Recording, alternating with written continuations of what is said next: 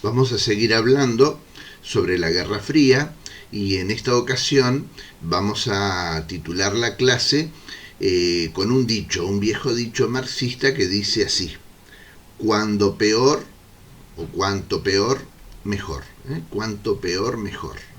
Es un viejo dicho del marxismo aplicado a la difusión de la ideología revolucionaria. El marxismo sostenía en los lejanos tiempos del siglo XVIII, XIX y principios del siglo XX, que los oprimidos del mundo en algún momento se iban a dar cuenta de que eran oprimidos, de que les estaban sacando su parte de la ganancia, lo que Marx llamaba la plusvalía, en los trabajos, y que cuando se dieran cuenta de eso reaccionarían, y con eso llevaría a la revolución mundial y a un mundo mejor. Y consideraban como elementos negativos todas aquellas circunstancias que evitaban que la revolución eclosionase. Por ejemplo, cuando hablaban de religión, los comunistas decían es el opio de los pueblos, que hoy puede sonar mucho peor de lo que sonaba en aquella época, porque opio hoy lo asociamos con una droga de recreación, una droga dura, una droga pesada de recreación. Todas las drogas son peligrosas, las drogas, digamos, en el sentido de aquellas que son prohibidas por la ley porque causan algún tipo de daño al organismo, causan adicción y la muerte en las personas. Bueno, pero hay drogas y drogas, ¿no es cierto?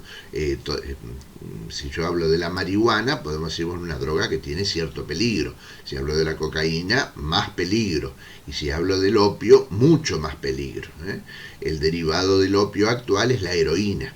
Y los que consumen ese tipo de drogas muy rara vez salvan la vida. Cuesta muchísimo recuperar un enfermo de droga, sobre todo estas drogas duras, estas drogas pesadas. Pero en la época en donde se hablaba esto, cuando Lenin decía, uno de los discípulos soviéticos o de Marx, ruso, era ruso, Lenin decía la religión es el opio de los pueblos, se refería al uso medicinal del opio. Si bien había uso recreativo del opio, el opio se utilizaba sobre todo a principios del siglo XX y también en el siglo XIX como un anestésico. Un derivado del opio tomaba San Martín para calmar sus problemas de hemorragias estomacales. Él tenía grandes problemas de alimentación por causa de esas hemorragias en el estómago y calmaba los dolores con un derivado del opio. Entonces, en aquella época no se veía tanto como una droga recreativa. Pero de todas maneras es interesante ver el sentido que le daba a la religión Lenin, un discípulo, como decíamos, del marxismo, porque ellos consideraban que la religión ralentizaba el triunfo de la revolución mundial. Por un lado, el marxismo es una ideología atea, no cree, digamos, en Dios, es una ideología materialista, pero además de eso está cómo lo veían los marxistas de entonces a la iglesia. Veían la iglesia o las iglesias en general, la religión en general, como un opio, como un calmante al dolor. Él decía, mientras esté la religión, la gente soporta la carga de los patrones y no se da cuenta de que son oprimidos, o si se da cuenta la soporta de buenas maneras porque dice, bueno, con esto me pago el boleto al cielo y entonces me quedo quieto, me las aguanto.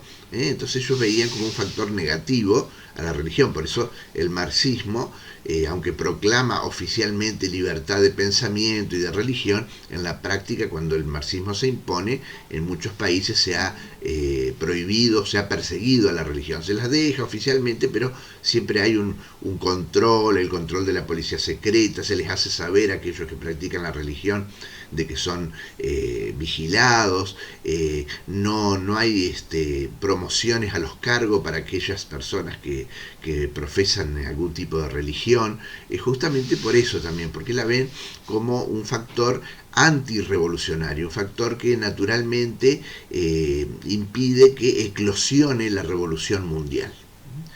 Y tienen este dicho, cuanto peor mejor, cuanto peor está una situación, más fácil es que la gente se dé cuenta que es oprimida y reaccione. Por ejemplo, si los obreros se dan cuenta que sus patrones los explotan y no les dan su parte de la ganancia, eso va a hacer que reaccionen y se declaren en guerra o en una actitud violenta inclusive contra sus patrones. Y por eso ese dicho, ¿no? Cuanto peor, mejor. Bueno, por eso el comunismo, en su vertiente revolucionaria, siempre aparece cuando hay pobreza. Cuando hay pobreza empiezan los agentes del marxismo a buscar adeptos porque saben que en ese momento pueden tener más éxito en sus predicamentos, en sus discursos, ¿no es cierto?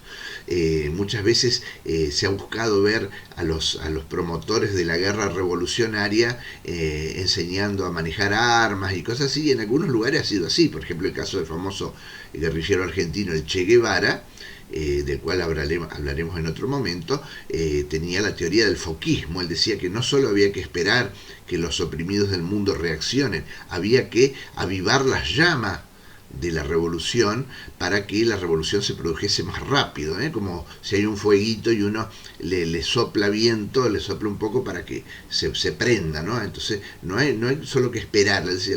La revolución va a triunfar aunque no hagamos nada. Los marxistas creen eso, que la revolución va a triunfar aunque no hagan nada, pero algunos que tenían como menos paciencia, como es el caso de Guevara, el Che Guevara, pensaba que había que soplar la revolución, había que impulsarla más. Bueno, y de ahí en ese tono viene esto, cuanto peor mejor, cuanto peor más fácil que la gente se diera cuenta de que eran oprimidos. Y empezaban a trabajar, a impulsar el marxismo. Y lo hacían de distintas maneras, algunos como el caso del Che Guevara en su momento con la guerra, pero otros también tratando de concientizar sobre la pobreza y sobre el hecho de que eran explotados.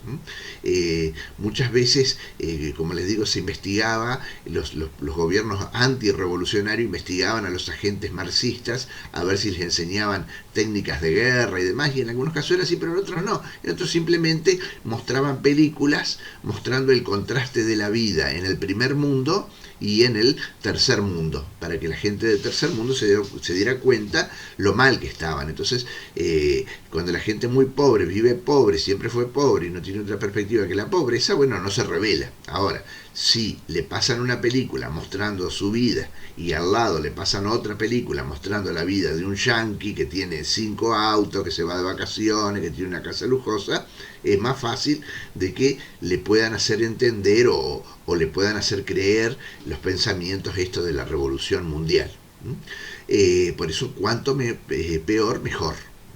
Y bueno, y justamente después de la Segunda Guerra Mundial hubo mucha pobreza en el mundo. La Segunda Guerra Mundial en Europa fue tremenda, hubo ciudades que desaparecieron. Hubo ciudades como, por ejemplo, Bremen o Essen en Alemania, en donde los bombarderos norteamericanos mataron más gente con bombas convencionales, con bombas explosivas solamente, que las bombas atómicas de Hiroshima y Nagasaki. ¿Cómo lo hacían? Con raíz de 1000 aviones. Iban 1000 aviones bombarderos con bombas gigantescas, con explosivos comunes, pero enorme cantidad de explosivos, ¿no?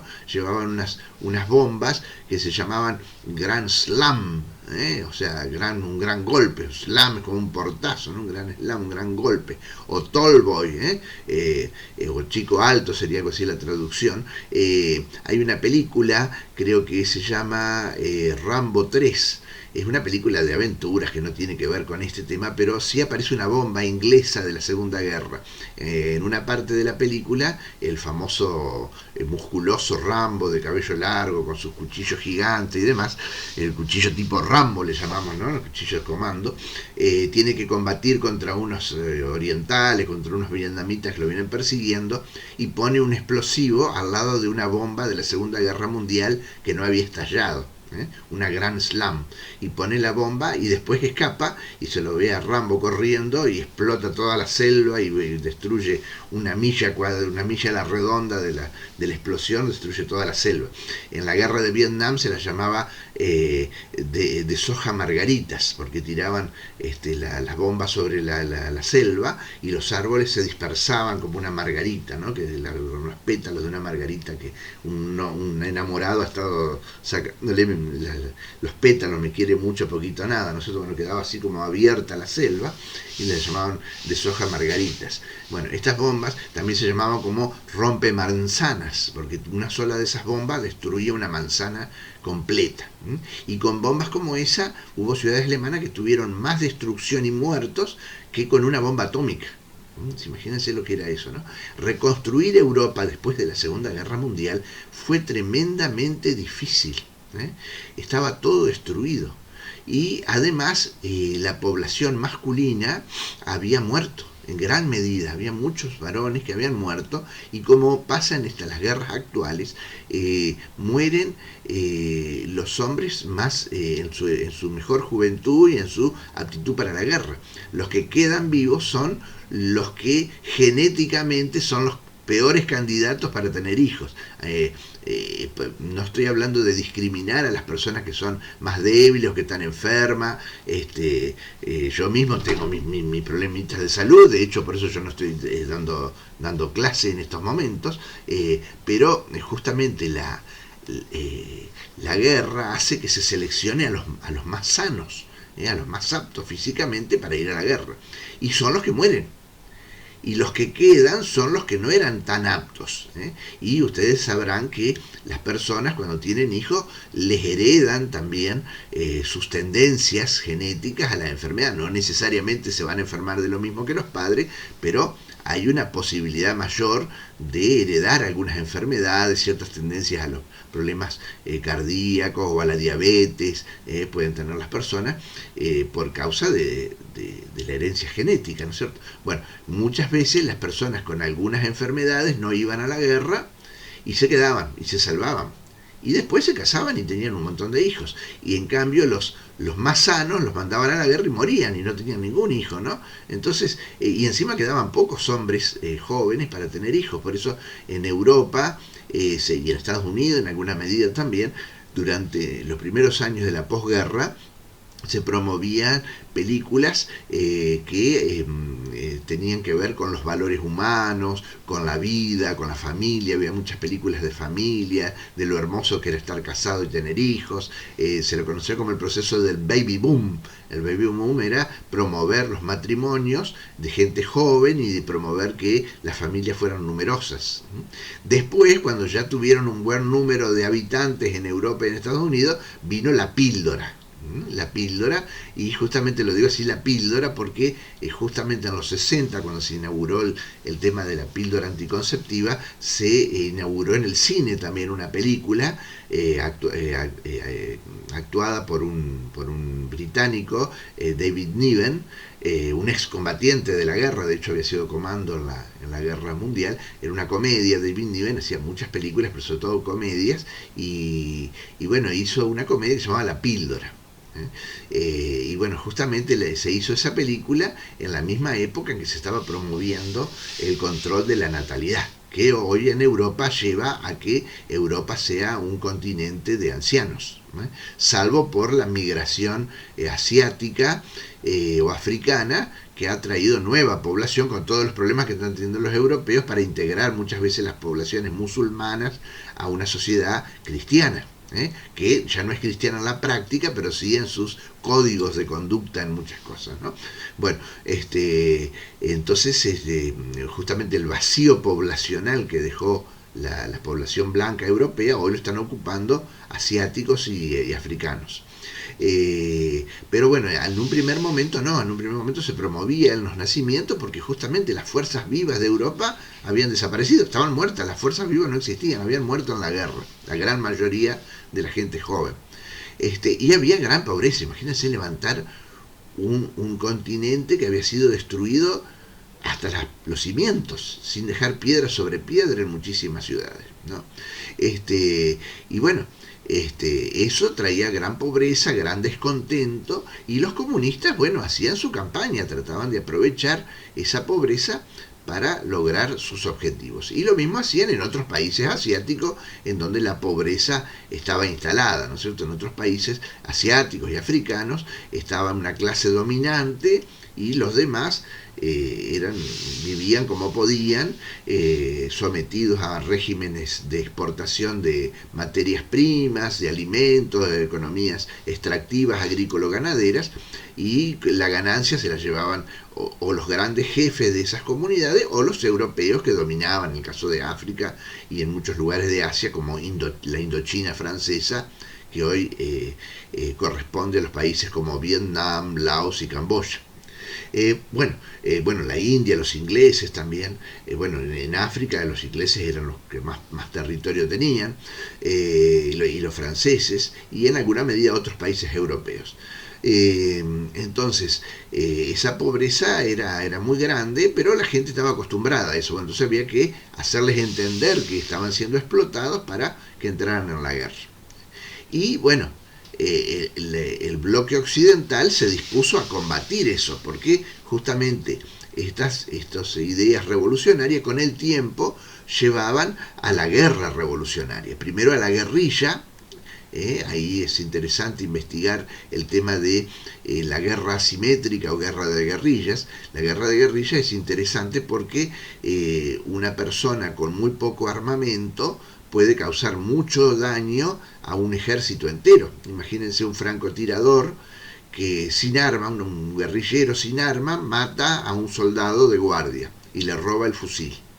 Y normalmente un soldado lleva entre 60 y 100 cartuchos, pongámosle 100 cartuchos. Y le roba el fusil y le roba las cartucheras con 100 cartuchos.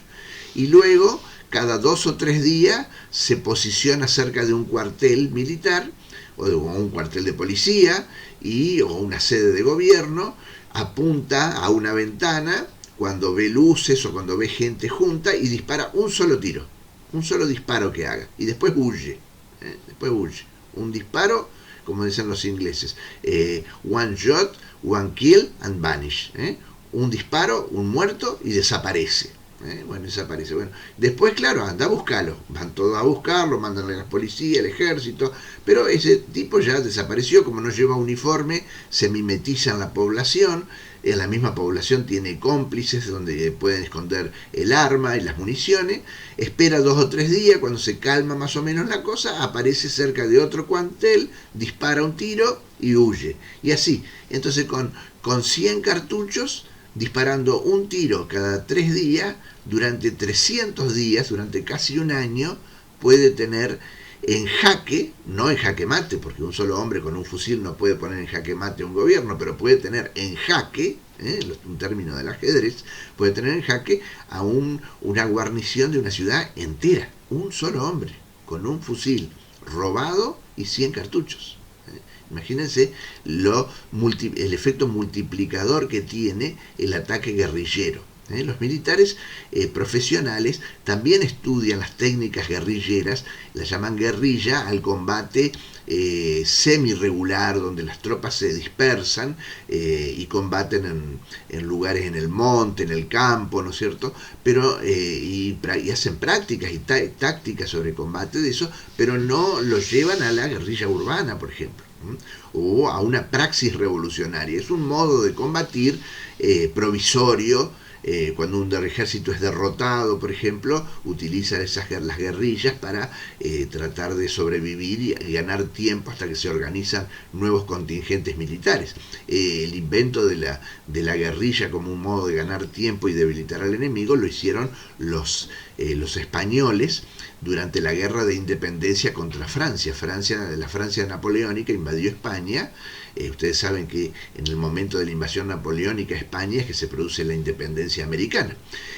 Bueno, y tuvieron una guerra feroz contra el francés, y bueno, parte de esa guerra la ganaron gracias a las tácticas de guerrilla. Eso le entusiasmaba mucho a Marx. Marx era un gran estudioso de la historia española del siglo XIX, y siempre le llamaba la atención que las autoridades españolas cayeron de un soplido ante el ataque de Napoleón, pero el pueblo español le dio guerra de guerrillas constante al francés hasta terminar con su derrota.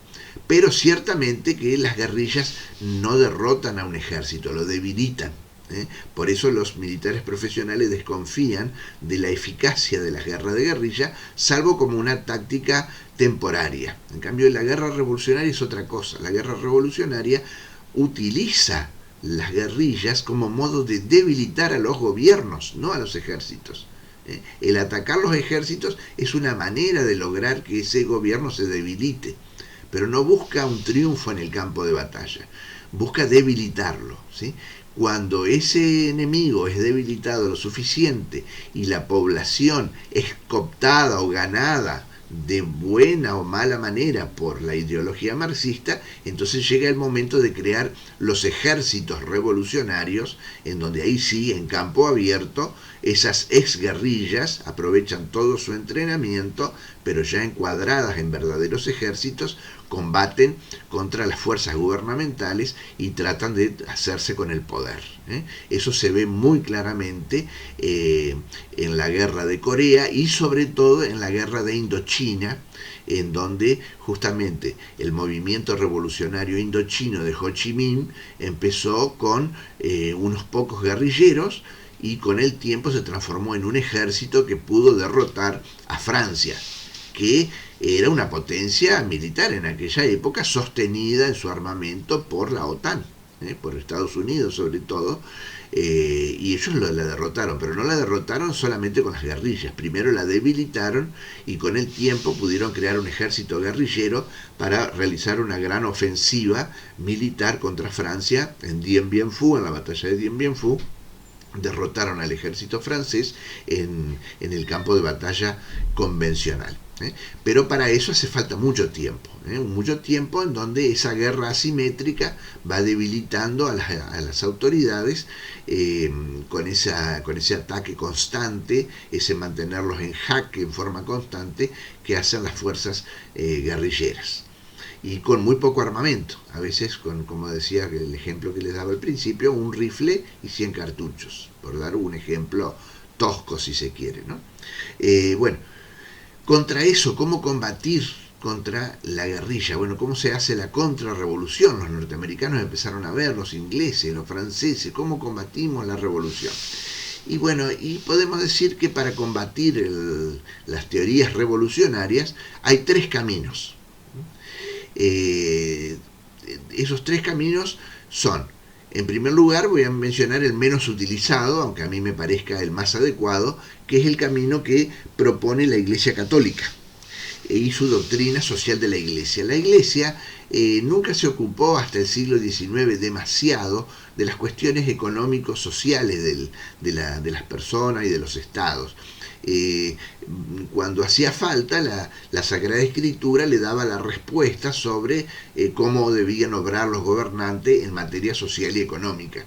Pero no hacía demasiada profundidad, investigación en demasiada profundidad, porque justamente Jesús dice en el Evangelio: busquen el reino de Dios y su justicia, y lo demás se les dará por añadidura.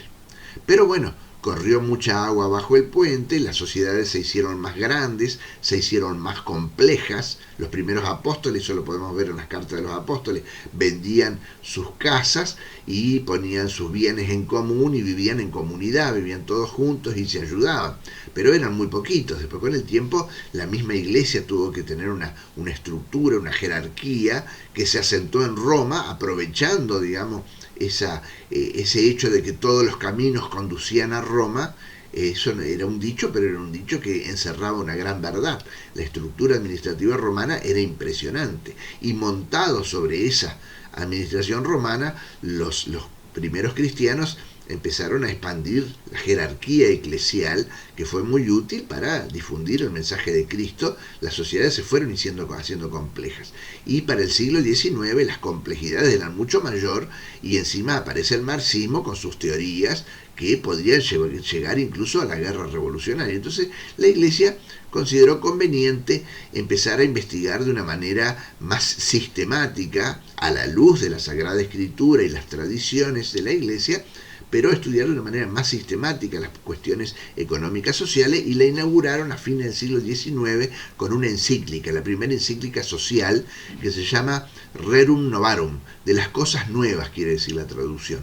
Y después han hecho toda una serie de grandes mensajes de cuestiones socioeconómicas, 6 o 7 creo ya que ha hecho ya la Iglesia, en donde van hablando más o menos de lo mismo, pero adaptándola a las cuestiones que van apareciendo. Por ejemplo, en la Rerum Novarum no se hablaba de computadoras, porque las computadoras en esa época no existían.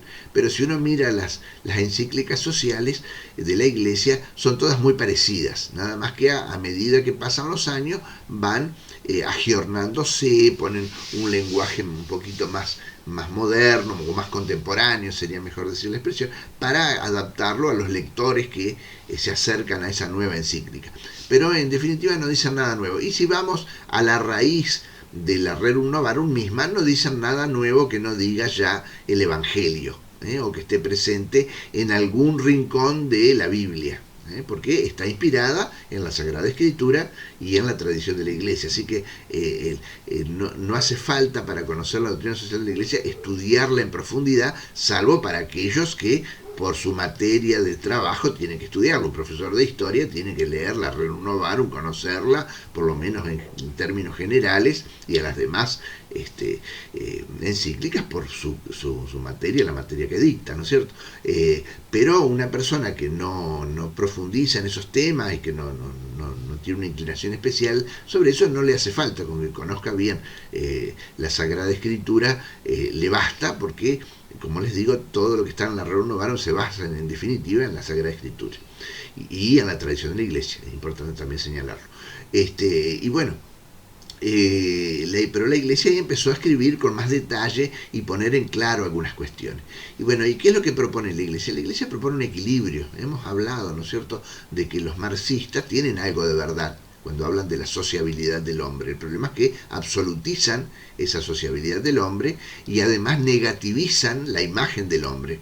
Sabemos que el hombre es malo, pero es malo no en su origen. En su origen el hombre es bueno. Se hizo malo por esa tara de fábrica, esa falla de origen que tenemos, que es el pecado original.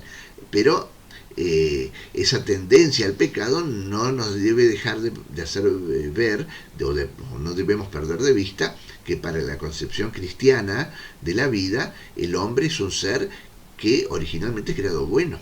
Es una criatura de Dios creada buena, en principio buena, y por el pecado de Adán tuvo esa falla, ¿no es cierto?, que le hace muchas veces caer en el pecado o adoptar formas de vida o actitudes que no se corresponden con las leyes de Dios.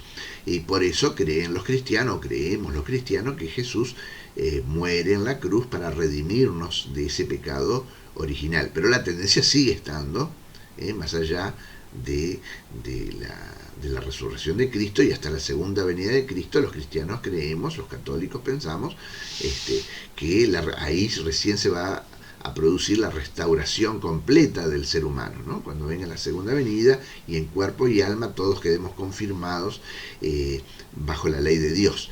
Pero como los ángeles en su momento, como en su momento los ángeles que tuvieron que decidir esa confirmación ante Dios.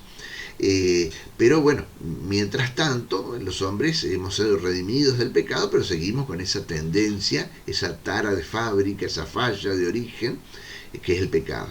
Y por eso no tenemos que ver tan negativamente al hombre, ni socializarlo al extremo de transformar al hombre en una hormiga, como muchas veces yo les hago ver en cuanto al Estado soviético. Bueno, para el Estado soviético las personas eran como hormigas, como les contaba en anteriores experiencias, que los soviéticos en las guerras no paraban contra las minas alemanas, mandaban soldados a morir, porque lo importante no era que los hombres vivieran, lo importante era que el Estado soviético sobreviviera al ataque de los nazis. Bueno, y los liberales al revés, los liberales son idealistas, tienen una visión excesivamente optimista del hombre y consideran que cuanto más libertad se le dé al hombre, mejor. Y sabemos que, bueno, sí, la libertad es un gran bien, pero cuando al hombre le damos mucha libertad, tiende a hacer macanas muchas veces, ¿no? Entonces por ahí requiere algún control el hombre de esas libertades, ¿no? Entonces el problema del liberalismo es al revés, es como que exagera la individualidad del hombre y la ve de un modo excesivamente optimista a esa libertad humana. Bueno, y la Iglesia, ¿qué es lo que propone? Y podemos decir que propone un centro, propone un equilibrio. Es decir, bueno, el hombre es un ser bueno, único e irrepetible, libre, un individuo libre, creado bueno, pero con la mancha o la tendencia al pecado original, y eso hace que se requiera cierto control sobre el hombre, una especie de equilibrio. Para la Iglesia eso es bastante fácil. ¿Por qué? Porque sometemos todo a Dios. El cristiano somete todo a Dios y listo, ya está solucionado el problema.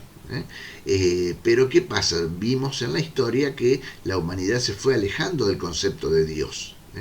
Se fue alejando de ese concepto de Dios y obviamente tiene que buscar sistemas alternativos. Si una persona tiene una estructura de vida, los hombres medievales podían tener un montón de defectos, pero tenían bien claro a dónde iban. Ellos sabían que estaban acá por un tiempo muy corto, o ellos creían. Pues imaginemos que a lo mejor alguno de los que está escuchando esto no cree en el pensamiento cristiano. Lo cierto es que los hombres medievales sí creían, mayoritariamente creían. Ellos pensaban que tenían una vida muy corta, una vida muy dura, pero que a partir de esa vida corta y dura se pagaban el boleto al cielo. Y listo, ya está, solucionado, ya sabían quiénes eran, de dónde venían y a dónde iban. No necesitaban mucho del psicólogo. ¿Para qué ven el psicólogo? Porque, ¿cuáles son los problemas que el hombre moderno tiene? ¿Quién soy yo? ¿De dónde vengo? ¿Y a dónde voy? Y la otra pregunta, ¿quiero ser feliz? Bueno, el hombre medieval lo tenía resuelto, equivocado o no, supongamos que Dios no existiera, el hombre medieval lo tenía resuelto. Vengo de Dios, voy a Dios, estoy acá para pagarme el boleto para ir a Dios, y la felicidad no la encuentro acá. Acá podré tener algunas alegrías, pero no voy a tener la felicidad porque sin Dios no hay felicidad. Y ya está, ya tenía solucionado el problema. Cuando la sociedad empieza a buscar otros caminos alternativos, y bueno, tiene que encontrar otras salidas para esas preguntas. Y bueno, y es allí donde aparecen esas ideologías como el liberalismo, como el marxismo. Insisto, no estoy tratando de convencer a nadie, simplemente decir que para la Iglesia es fácil, una vez que se acepta el pensamiento de que el hombre es una criatura de Dios y que el hombre es soberano de la creación, pero es a su vez hijo de Dios, somos reyes del mundo y somos siervos de Dios. Y bueno, ya está, ya tenemos solucionado todos los graves problemas y los grandes problemas que el hombre se hace. ¿Quién soy yo? ¿De dónde vengo? ¿A dónde voy? ¿Y cuál es la felicidad? Pero bueno, sabemos que la sociedad no siguió esos caminos y bueno, entonces hay otras soluciones. Habrá que buscar, o el hombre deberá buscar otras soluciones que no pasan por la doctrina social de la Iglesia. Entonces las soluciones son dos. La solución contra el marxismo. Nosotros la solución marxista ya la sabemos, o sea, cuanto peor mejor, concientizar a las personas de que están siendo explotadas, que se adhieran a la revolución comunista mundial, con la esperanza de que algún día este mundo se va a transformar en una especie de paraíso del obrero, en donde ya no habrá luchas, habrá rivalidades entre los obreros, pero que siempre van a ser un círculo vicioso, o mejor dicho, círculo virtuoso de mejoras. Ese es otro de los problemas del marxismo. Parte de la base de que todo es lucha. Entonces, ¿cómo va a haber un final feliz si todo es lucha? Cuando la revolución mundial triunfe, si los marxistas creen que va a triunfar la revolución mundial y alguna vez lo logra, esa revolución va a durar muy poco, porque si todo es lucha, esa revolución también está destinada a caer, a desaparecer. Bueno, los marxistas dicen que no, que cuando la revolución mundial triunfe, va a haber como rivalidades, pero rivalidades amenas, amables, entre los hombres, y que cada vez va a haber menos luchas violentas, y esas rivalidades amables van a dar lugar a gobiernos cada vez más perfectos, un círculo virtuoso en vez de un círculo vicioso de buen gobierno del Estado hacia los hombres, ¿no? Una especie de hormiguero feliz, podría llamarlo yo, sin ánimo de ofender a nadie. Pero me interesa la figura del hormiguero porque yo sinceramente considero que el pensamiento marxista apunta a eso, digamos, o transforma al hombre sin querer en una herramienta del Estado, un engranaje del Estado o una hormiga del hormiguero. Yo creo que el ser humano pierde su individualidad en la maquinaria del Estado. Con todo respeto lo digo para aquellos que piensan en el marxismo, que creen en el marxismo, ¿no? Por eso esa figura de la hormiga del hormiguero no me la puedo sacar de la cabeza, que es la figura que me enseñó mi padre. Mi padre era una persona de no muchos estudios, y cuando yo era adolescente le pregunté qué era el marxismo, y él estaba trabajando en su huertita, su jardín, ya estaba jubilado, y me dice: mira, el marxismo es como un hormiguero. Y me lo explicó así. Y después, bueno, esa imagen del hormiguero me quedó y la fui estudiando, y bueno, la he ido adaptando a ese pensamiento, y me quedó a mí. Por eso lo que a uno le sirve, trata de comunicárselo a los demás. Y lo digo con todo respeto a las personas que por ahí puedan creer en el marxismo, ¿no? La raíz de eso es justamente el descreimiento de Dios, por lo menos en mi humilde opinión. Lo cierto es que, bueno, si el mundo occidental no quería aceptar el marxismo, por eso crearon la OTAN, pero tampoco querían las soluciones de la Rerum Novarum, o las aceptaban, pero bueno, no eran las teorías más aceptadas. Entonces ahí hay otras dos soluciones. Una es el Plan Marshall y otra es la guerra contrarrevolucionaria. La OTAN y Occidente decidió dividir la lucha contra el marxismo en dos caras, con dos frentes. Un frente amable, que era el frente europeo, y un frente de guerra, que eran los países del tercer mundo. En los países europeos se utilizó ese frente amable, que era el Plan Marshall. ¿El Plan Marshall en qué consistía? En darle dinero a los europeos. Los norteamericanos le daban mucho dinero, le inyectaban dinero, un préstamo grande de dinero a muy bajas tasas a los europeos, porque no podían pagar altas tasas de interés, le prestaban dinero a tasas bajas, y con ese dinero a tasas bajas, bien administrado, cuidando de que no hubiera corrupción. No sé si escucharon hablar de la deuda externa argentina, ¿no? Bueno, nosotros hemos recibido muchas veces préstamos de países extranjeros, pero con una diferencia. A nosotros nos han prestado dinero a tasas altas. ¿Eso qué significa? Que al tiempito nomás que lo recibimos hay que empezar a pagar los intereses de esa deuda. Y encima no se ha cuidado mucho el destino de esos créditos, y muchas veces han caído en manos de gente corrupta. Entonces es la fórmula del desastre. Un pensador argentino, el padre Castellani, diría nitrógeno y glicerina, la fórmula de la dinamita, ¿no es cierto? Bueno, en Argentina y en muchos países sudamericanos y del tercer mundo nos dan dinero, el Banco Mundial, el FMI, Estados Unidos directamente nos presta dinero, o corporaciones norteamericanas como como es las montañas negras, ¿no? Black Mountain creo que es una, que es la que nos prestó dinero a la Argentina en su momento, en el gobierno anterior. Bueno, nos dan dinero, pero nos cobran tasas de interés muy altas que al poco tiempo hay que pagarlas y se transforman en impagables. Entonces por eso ya vamos varias veces que nos endeudamos hasta que llega el default. Llega el default, quiere decir cuando un país ya no puede pagar y tiene que pedir que le perdonen una parte de la deuda para pagar lo que sería en el comercio o en las finanzas más chicas una conciliación de acreedores. Cuando un comerciante está out, está a punto de quebrar, pide una conciliación de acreedores. Los acreedores, bueno, le hacen un plan de pago para ver si puede salvar el negocio, pero le salvan el negocio no porque les interese que el negocio exista, sino que le salvan el negocio porque quieren cobrar lo que le prestaron. Bueno, eso un poco le ha pasado a muchos países como la Argentina. Los europeos no, los europeos le prestaron mucha plata, pero a tasas muy bajas, ridículamente bajas, y además se cercioraron, tanto quienes prestaban como quienes recibían el dinero, de que ese dinero fuera bien utilizado. ¿Qué podemos decir de la solución del Plan Marshall? Fue una solución muy buena, porque terminó con el comunismo. Terminó con el comunismo, ¿por qué?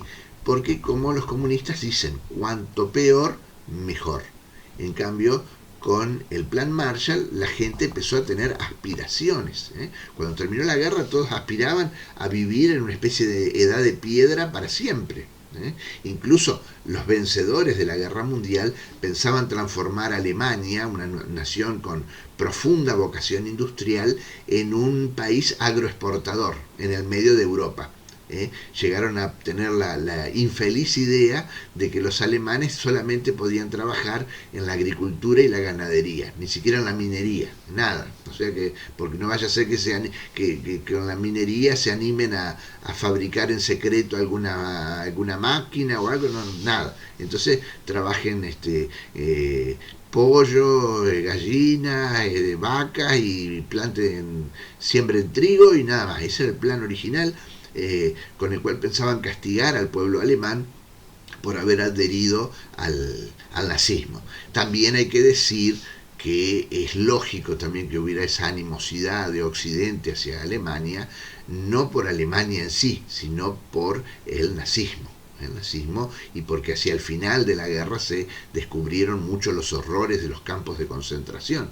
Al principio nadie sabía de los campos de concentración, incluso en la misma Alemania, pero hacia el final de la guerra, a medida que los rusos y los norteamericanos capturaban los territorios en donde estaban los campos de concentración, bueno, se vieron los horrores del nazismo, y bueno, también la idea de castigar y evitar que en el futuro Alemania pudiese hacer algo similar hacía que pensaran en transformar a Alemania en una especie de granja colectiva gigantesca, ¿no? Bueno, después se dieron cuenta que no, que se les había ido la mano, que no todos los alemanes eran nazis, no todos eran malvados, Hitler había sido un monstruo, Alemania había cometido un error mayoritario, porque la mayoría de los alemanes votaron libremente para que Hitler llegara al poder, pero no era para tanto, ¿no? Entonces, bueno, con el tiempo empezaron a dejar a los alemanes que se industrializaran, sobre todo en la Alemania occidental, la que quedó bajo el dominio norteamericano, bueno, hoy tenemos la Alemania industrial, de industria de punta, que es uno de los países más ricos y poderosos de la tierra, ¿no? Y que hasta es árbitro económico y militar y político del mundo con Angela Merkel, por ahí la habrán visto por televisión. Pero bueno, en aquella época fue difícil salir del pozo de la guerra, ¿no? Y muchos estaban realmente abatidos, más con esos rumores de que querían transformar a muchos países en granjas y demás. Y otros, aunque querían ser industriales, no podían porque las industrias estaban destruidas. Entonces, Estados Unidos inyectó dinero, fue bien administrado, se pidió poco dinero y eso logró que salieran adelante. Mi opinión sobre el plan Marshall, si bien es un plan bueno, es que es un plan egoísta, es un plan de un egoísmo inteligente. Porque ¿cuál es el plan Marshall? Es darle a la gente más humilde la posibilidad de una mejora para que entonces no se hagan comunistas. Hace unos años atrás escuché a un señor, un analista liberal argentino llamado Rosendo Fraga, que en televisión le preguntaban por qué el estado de bienestar europeo estaba desapareciendo. ¿Por qué en Europa ya no hay tantos beneficios para la clase trabajadora como había en Europa en la época del Plan Marshall? Y este señor, que es liberal, dijo con una sonrisa, porque terminó la Guerra Fría. La Guerra Fría hizo que a los obreros se les diera más dinero porque no querían que los obreros se hiciesen comunistas. Ahora que el comunismo ya no es una amenaza, no tiene sentido darle tanto dinero a los obreros europeos. Entonces, ¿eso qué demuestra? Que el plan Marshall es un plan egoísta, un plan inteligentemente egoísta, pero uno ve que en el plan Marshall hay como un pensamiento muy frío hacia el hombre, no es la promoción del hombre como promocionaría una religión como la Iglesia Católica con la Renovaron. Pero, en definitiva, en términos generales podemos decir que fue algo bueno el plan Marshall. Y en los países del tercer mundo se optó por otra cosa, se optó por el camino violento. Y en el camino violento las guerrillas pueden ser un gran dolor de cabeza. No pueden ganar la guerra, pero pueden prolongarla hasta ganar por abandono. No ganan en el campo de batalla, ganan por abandono, como los norteamericanos que terminaron yéndose de Vietnam, dejándole el camino al enemigo. Ganaron por abandono, no es que ganaron porque prevalecieron en el campo de batalla. Entonces pueden ser un gran dolor de cabeza. Tan gran dolor de cabeza que les dio a muchos países occidentales la tentación de combatir las guerrillas que en gran parte de sus tácticas usaban el terror, el miedo como forma de ataque, usar armas parecidas y usar la tortura. Los franceses la utilizaron después de que perdieron en Indochina, tuvieron la guerra de Argelia, y en la guerra de Argelia dijeron, no vamos a perder como en Indochina. ¿Y qué hicieron? Torturas. Y perdieron igual. ¿Por qué? Porque las torturas son algo malo, son moralmente malas. Y cuando uno puede obtener un beneficio temporal en el campo de batalla gracias a las torturas, pero luego pierde el objetivo político, pierde la guerra a nivel político. Y justamente los comunistas, cuando hacen la guerra de guerrilla, no tienen una intención militar, sino que utilizan de la acción militar como un modo de ganar en el aspecto político. Cuando logran que la opinión pública se ponga a su favor, ganan. ¿Sí? Y bueno, lo importante es saber que los franceses inauguraron el uso de las torturas y que además entrenaron a militares de otros países como Estados Unidos y Argentina, y ustedes ya saben en qué terminó, en el golpe de Estado de 1976 y el uso sistemático de torturas en la guerra llamada guerra antisubversiva. Todo eso lo pueden investigar por este mismo canal, profundizar ampliamente en la misma plataforma de los canales de YouTube. Con esto terminamos, gracias por su paciencia y hasta luego, hasta una nueva presentación.